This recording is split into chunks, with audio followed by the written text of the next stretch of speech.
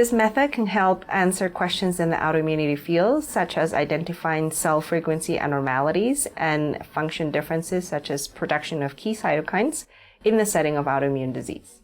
The main advantage of this method is that it can capture a broad repertoire or different cell types and function differences from an easily obtainable peripheral blood sample.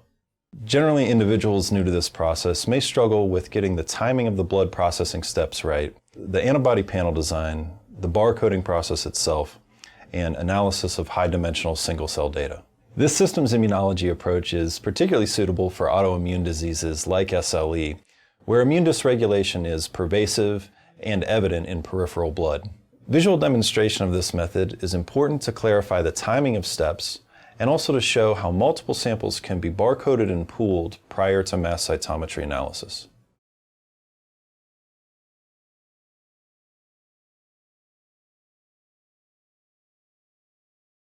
To begin this procedure, place the labeled round-bottom polystyrene tubes of 5 different conditions for whole blood processing on a rack.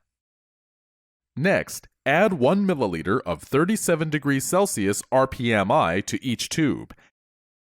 Then, add 1 milliliter of whole blood to each tube and pipette up and down several times to mix thoroughly with rPMI. Subsequently, add 10 microliters of pre-diluted ruxolitinib to the tube labeled T6 plus 5R and mix thoroughly. Place the rack of tubes in the incubator at 37 degrees Celsius and begin timing the incubation.